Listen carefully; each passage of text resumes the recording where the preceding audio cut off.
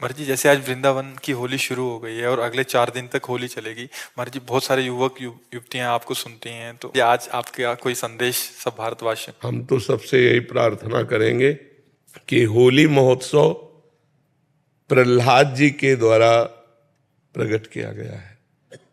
जब प्रहलाद जी किसी भी प्रकार हिरण्यकश्यप के मारने से नहीं मरे, तो उसकी बहन होलिका थी। वो हिरण्यकश्यप को उदास देखा तो उसने कहा, भैया उदास क्यों हो? तो उनका ये प्रहलाद मर नहीं रहा, तो उनका आज मर जाएगा। लकड़ी का बहुत सा ढेर लगाया जाए और उसमें लेकर हम प्रहलाद को बैठ जाएंगे, तो हमें अग्नि से वरदान मिला है, एक पट, शीतल पट, जिसको हम मोड़ लेंगे तो हमारा रोम भी नहीं झुलसेगा और प्रहलाद मर जाएगा। बड़ा प्रसन्न हुआ हिरण्यकश्यप।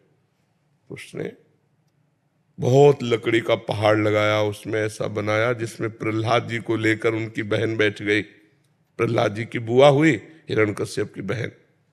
आग लगा दी गई तो भगवान की कृपा से ऐसी वायु चली कि शीतल पट प्रहलाद जी के ऊपर आ गया और वो जलकर राख हो गई। तो जितने प्रहलाद पक्ष के थे, सुबह वहां जब गए तो देखा प्रहलाद जी बैठे हुए, बड़े आनंदित थे। ढोल मंजीरा कीर्तन से होली की पूजा की और आपस में गुलाल रंग लगाकर खेल रहे, नाम कीर्तन कर रहे, पद गा रहे कि प्रहलाद जी भगवान की भक्ति से बच गए। तो ये उत्सव मनाया जा रहा है।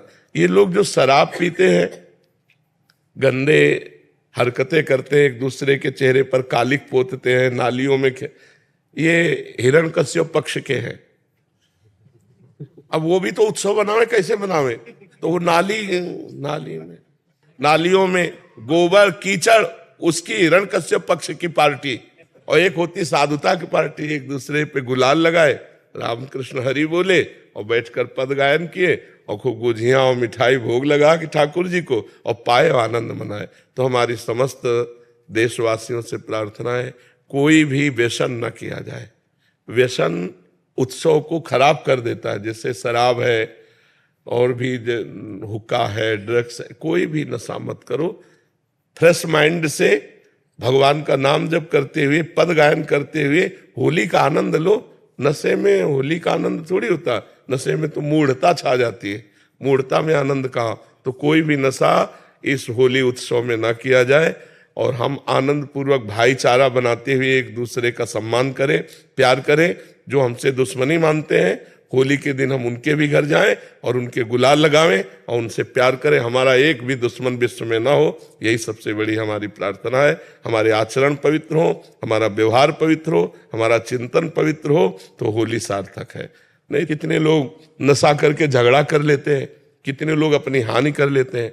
अच्छा, आंख कितनी सूक्ष्म वस्तु है, उसकी आंख में अगर देखने में कमी आ जाए या चोट लग जाए, गुलाल तो गुलाल कीचड़ फेंकते हैं, कपड़ा फाड़ देते हैं, शराब पिए, उद्दंडता, ये सब ठीक नहीं। ऐसा होली उत्सव न मनाए जो सभ्यता के खिलाफ हो, समाज के खिलाफ हो, हमारे धर्म के खिलाफ हो, अध्यात्म के खिलाफ हो। ऐसा कोई कार्य न करें। सबसे पहली बात है कि शराब न पिएं।